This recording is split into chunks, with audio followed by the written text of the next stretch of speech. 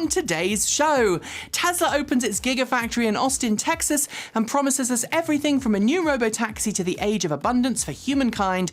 NHTSA opens up an official investigation into the whole LG Energy, Hyundai Kona, and Chevrolet Bolt EV battery fire thing. And Nissan begins making solid-state batteries at a brand new prototype production facility in Japan.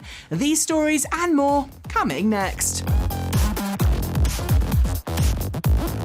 Welcome back to TEN, or Transport Evolve News. Thanks for tuning in. Before we get going, a quick reminder to make sure you've hit that subscribe button, dinged the bell, and set your alert preferences for this channel. Today's show is sponsored by the Electric Vehicle Association. Join up today to support the electrification of transport and get the help you need to finance your own EV or clean energy purchase. We start today with the massive Cyber Rodeo celebrations that took place on Thursday evening, a local time this week, when Tesla officially opened its Gigafactory in Austin, Texas. Elon Musk took to the stage wearing a massive cowboy hat and equally large aviators to tell an excited 15,000-strong crowd that Tesla was entering a new phase of its life. We learned that 194 billion hamsters could fit into the new facility, which will eventually produce Cybertruck, Semi, Roadster, and more alongside the facility's first product, the Tesla Model Y. We saw a Texan-built Model Y as well as an updated Cybertruck prototype. The latter now boasts rear-view mirrors and a massive windscreen wiper, but from some of the pictures there still appeared very much in early prototype form. Musk reiterated that Cybertruck will begin production in 2023 and dropped some other big news items that we'll come to later in the show. Mercedes-Benz published its official Q1 delivery figures this week and says that the first 3 months of the year saw unprecedented growth in its plug-in vehicle sales. Coming just after celebrating the building of 25,000 electric vans, the automaker said that despite the ongoing challenges of the semiconductor shortage, it experienced a 37% surge in plug-in vehicle sales globally, with plug-in vehicles now representing 15% of all new Benz models sold. The exact market share varies from market to market, and the UK represents one of the best markets for Benz electrified fleet. There, 1/3 of all Mercedes-Benz models came with a plug, and almost 1 in 5 new cars from the brand sold there were battery electric. Like other legacy automakers, it has a long way to go to fully transition to electric, but this data shows that even as overall car sales fell, they were down 15% for the company, EV sales continue to rise. Last year, Elon Musk shocked us all by unveiling the Tesla robot, aka Optimus Subprime, at the Tesla AI Day in August. And since then, Musk has been pretty clear about the vital role he believes it will play in the world of the future. During Tesla's Q4 year-end financial call, for example, Musk reiterated that Tesla would prioritize development of Optimus over other models and wanted to have development well underway by the end of this year. Even though many AI experts around the world have thrown significant amounts of cold water on some of the claims being made of Optimus by Musk. But undeterred, Musk doubled down on Optimus at the Texas Cyber Rodeo, stating he believes Tesla could have version 1 of Optimus in production as early as next year. The saying that Optimus will transform the world to an even greater degree than Tesla's cars, Musk said, quote, "It's going to bring an age of abundance," end quote. That's quite the claim, but one which we'd like to note will only really be possible with some pretty massive socio-economic changes like universal basic income, or we'll all be living in a massive hellscape. Staying on the subject of lofty goals, EV startup Canoo was awarded a new contract this week that could see it gain significance as a manufacturer of a new generation of astrovans for NASA. For those unfamiliar with the term, astrovans are the vehicles that take astronauts to the launch complex ahead of the space mission, and need to be large enough to not only comfortably transport those about to rocket into space, but also take care of their bulky spacesuits and associated apparatus too. SpaceX has obviously made use of Tesla's Model X cars to transport SpaceX crew to the launch pad, but thanks to the unique bubble-like design of the Canoo and its promised flexible seating arrangement and autonomous capabilities, this contract makes some serious sense to us. That said, we'd also be remiss not to note that Canoo has yet to make a single vehicle. Just as Chevrolet resumes production of the Bolt and Bolt EUV and nears the end of its battery recall program to replace defective battery packs in 2017 through 2021 Bolt EVs, an official investigation has begun into the LG Energy batteries that were the root cause of fires for Chevrolet Bolt EVs and Hyundai Kona EVs, among others. According to official documentation from the US National Highway Traffic Safety Administration, the government agency is opening a review to ensure that all defective batteries produced by LG Energy Solution have indeed been properly recalled and replaced by affected automakers. Citing the fires and subsequent battery recalls involving Hyundai Kona EVs and Chevrolet Bolt EVs, NHTSA also noted Stellantis' recall of 16,741 2017 through 2018 Chrysler Pacifica plug-in hybrid minivans, as well as a quiet recall from earlier this year involving Volkswagen ID.4s, whose battery packs may not have been correctly assembled. Ooh. We are regularly told, and often with large amounts of fervour, that increasing numbers of electric vehicles on the road will bring about the destruction of the electricity grid, cats and dogs, mass hysteria, etc., etc., etc. But a new study in a long line of studies has just been published in Physics Today that refutes the claim, showing that the increase in electricity demand that will hit the electrical grid when EVs become widely adopted likely will not bring about the age of brownouts. Using past examples in change in electrical grid demand, such as when air conditioning became common, the study argues that the grid is an evolving, changing entity that is more than capable of adapting as demand changes. Given that EVs currently consume about 0.2% of the US grid capacity, and EV adoption is likely to take a long time to roll out, the message is pretty clear. The grid will be just fine. Along with all the other snippets of information disclosed by Elon Musk on Thursday at the opening of Giga Austin, the cyber Rodeo also gave us an insight into some new products Musk and Tesla to start building. While confirming the Tesla Cybertruck is on track for 2023, along with the heavily delayed Tesla Roadster and Tesla Semi, Musk said that Tesla would begin working on a futuristic-looking robotaxi that would also be produced at the facility.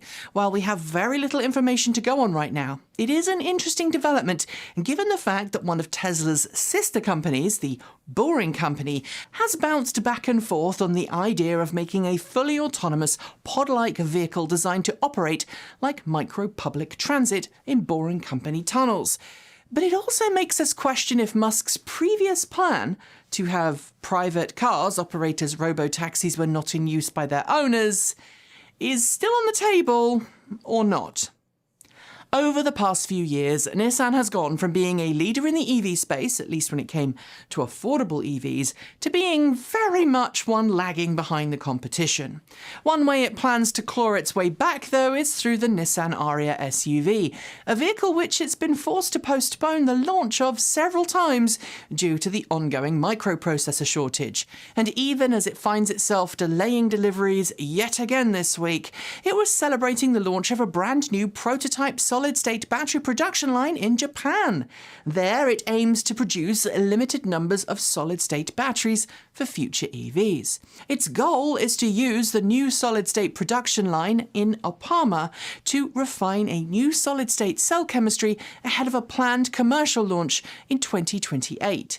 Nissan is excitedly referring to its new batteries as a potential bomb in terms of the impact they could have on the EV world, and well, I am just going to assume something there has been lost in translation.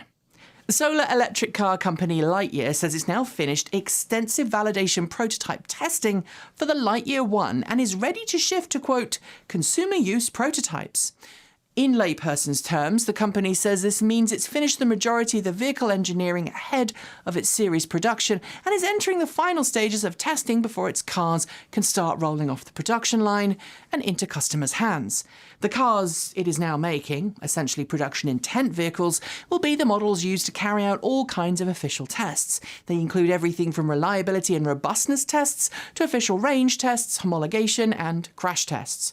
Given Lightyear has been pretty forthright to the point about its design and testing purposes, I'm going to suspect we're going to see those crash test videos make their way onto the company's blog very soon.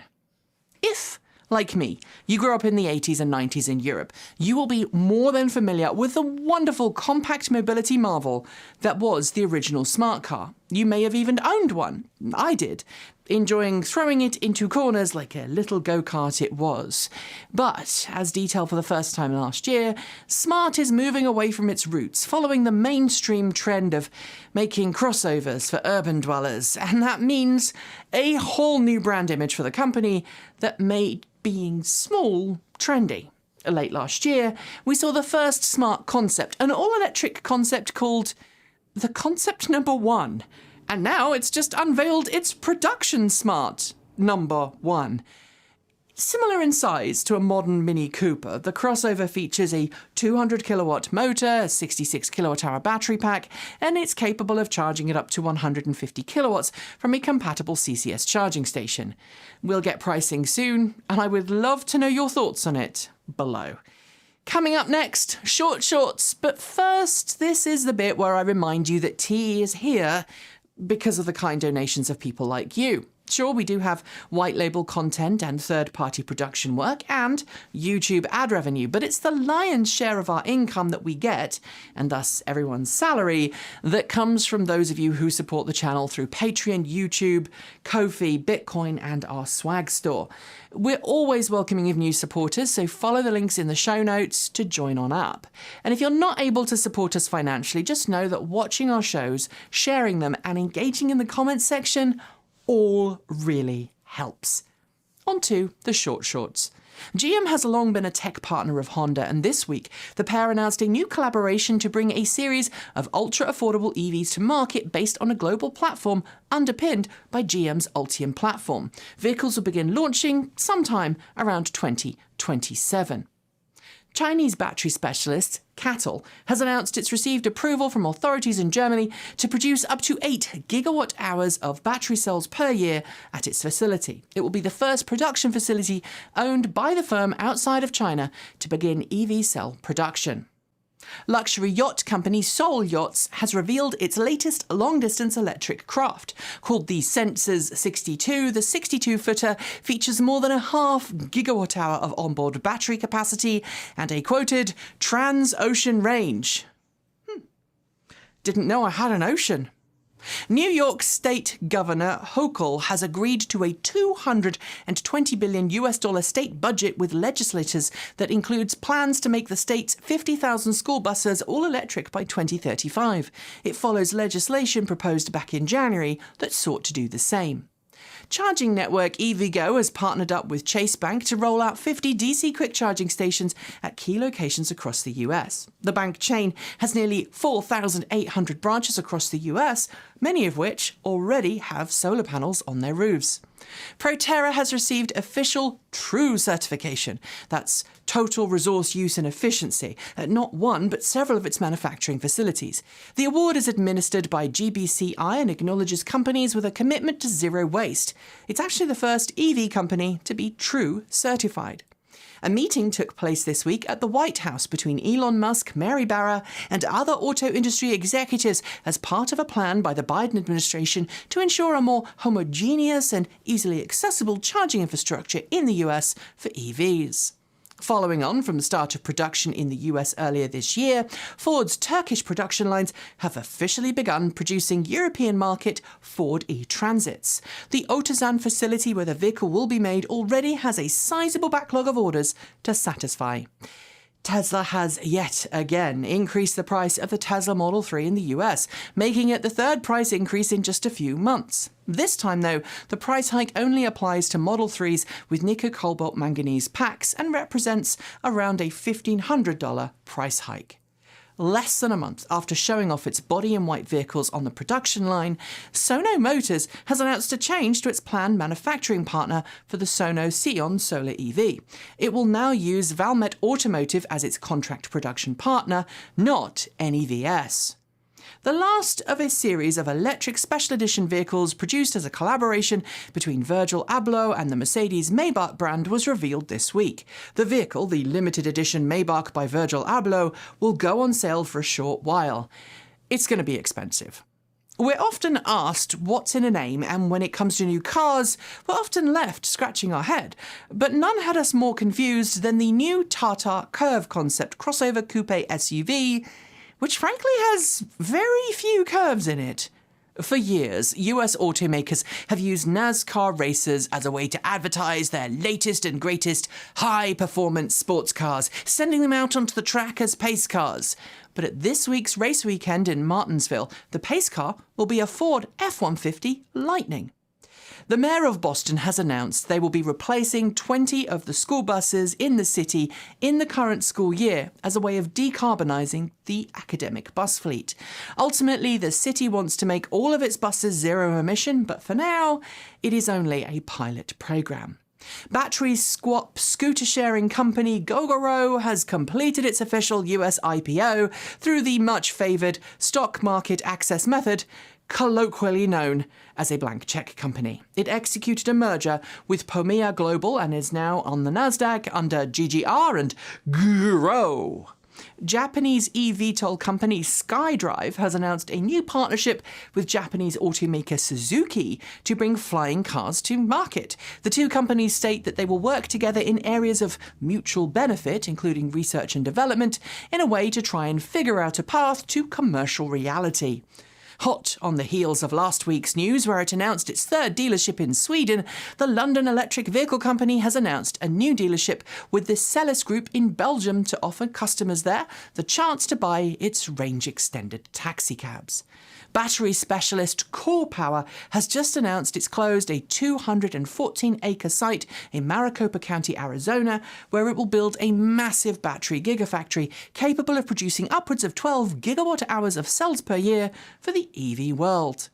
Mercedes-Benz has announced a new tariff system for the 300,000 or so charging stations that are part of its Mercedes-Me charge network. 3 different tiers will be offered based on each location's conditions and how powerful each charging station is.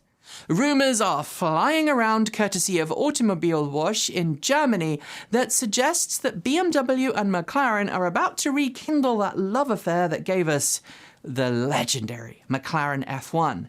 This time, the two companies are said to be working on a platform for an electric sports car. The Air One, a small personal eVTOL craft, has just finished its official prototype engineering phase and, says Air EV, the company behind it, is about to start testing. At the same time, other prototype models are readying themselves to go on a tour of the US and Europe. Fisker has confirmed that its upcoming Ocean EV crossover will come with a 10-year, 100,000-mile, 160,000-kilometre battery warranty, with an assured battery capacity of at least 75%. That's more than Tesla and many other companies offer. A new study by INRIX claims that poorly timed traffic lights around the world are responsible for incredibly large amounts of air pollution every single year. In a city the size of Atlanta, Georgia, CO2 emissions could be reduced by nearly 270,000 tons just by getting people to have better programmed traffic lights. In the last few years, Porsche has really invested big in transitioning its fleet to electric vehicles, with the Taycan family of EVs enjoying exceptional sales numbers. But it's just invested $75 million in a synthetic fuel company too, which frankly is a bit meh. Mercedes-Benz has opened up a new facility in Germany specialising in the development of software for connected vehicles and EVs. It hopes the new facility will help give it an edge in the ever-evolving world of over-the-air updates and EV drivetrain tech. Last week on this show, we told you that Proterra was following Tesla and adopting a yoke for its solar electric vehicle, and this week we have a newer yoke adoptee to add to the list. Lexus. Its RZ450e, which shares a platform with the Toyota BZ4X, will have a yoke. Canoo might be readying itself to build a new generation of astrovans for NASA, but Nissan's going one step further, announcing that it is ready to work alongside Teledyne and Sierra Space to build a lunar terrain vehicle for NASA. We'll get more info on it very soon. DeLorean has confirmed it will be revealing its first all-electric vehicle, in fact its first new vehicle for decades, on August 18th. We don't know much yet, but it did say that Italdesign helped design the car, and from the pictures, it's looking pretty sexy and sleek. EV owners on the Isle of Wight may have got the shock of their lives this week when following a posted URL on the island's charging stations. Someone appears to have modified the original web address displayed to point customers to a web portal to help them charge. Instead, it was pointing them to a pornography site instead. And those are your shorts. There will be more next week. A scant few years ago, vehicle-to-grid and vehicle-to-load technology was viewed by most people outside of Japan as something of a gimmick, something that didn't really offer any positives for the individual EV owner. But in the past year, it's become increasingly popular with vehicles like the Hyundai Ioniq 5, Kia EV6 and Rivian R1T coming as standard with decent onboard mains power inverters. And of course, in the very competitive world of electric pickup trucks, both Ford and Chevrolet have gone one step further, promising their customers will be able to run their entire homes in a power cut from the battery power in their trucks. But to date, most vehicles engaging in vehicle-to-grid and vehicle-to-load programs have either been very work-oriented things like pickup trucks or fairly run-of-the-mill vehicles. But unbeknownst to us, Porsche has been very busy testing a swarm of Porsche Taycans. That's the company's name for a few cars all plugged in at the same time to the grid to see if two-way power transfer can help stabilise peaks in demand in the electrical grid. The answer is, of course, yes. But I've got to say, this has to be the most expensive vehicle-to-grid project I've ever seen. And finally, cryptocurrency and NFTs, both blockchain technology, might be seen as the latest must-have in an increasingly computer-driven world, but the amounts of energy consumed by cryptocurrency and blockchain calculations is truly enormous. And while there's a lot of money to be made from cryptocurrencies, there's even more to be made for those who figure out a way of running cryptocurrency mining farms in a more environmentally responsible manner, be it through a massive solar farm, wind turbine, or some other source of renewable electricity. Of course, to be fair, regular banking also eats up an insane amount of electrical power, so it's not just a cryptocurrency thing. But this week, Tesla confirmed it was partnering with Blockstream and Blocks to help power a new Bitcoin mining facility from a 3.8 megawatt solar farm. Tesla is helping install a 12 megawatt hour Megapack battery system to keep the miners as low carbon as possible. Crypto does have its advantages, security being one of them, but I think we also need to find less power-intensive ways of doing things. Don't you? And on that note, we are done for the day. Before I go, a huge thank you to the Electric Vehicle Association for sponsoring today's show. They have been advocating for electric vehicles since 1967 and firmly believe that our future depends on us making the switch to clean, green electric cars today. The EVA can help you find someone near to you that can help you make your own switch to electric. It can help you become an EV educator, and it can point you in the direction of monthly meetups for like-minded EV fans. And if you become a member, you'll gain access to a new clean energy and EV loan program set up between the EVA and the Colorado Clean Energy Credit Union. You can find out more by heading to electricauto.org. Don't forget to hit subscribe and that bell for this channel and our second channel, Transport Evolved Take 2. And if you're not already a channel member or a Patreon supporter, please consider becoming one. You can send us a tip also through Ko-fi, Bitcoin, or check out our cool swag store. We'll be back soon with some more great content, but until then, enjoy your weekend, and as always, keep evolving.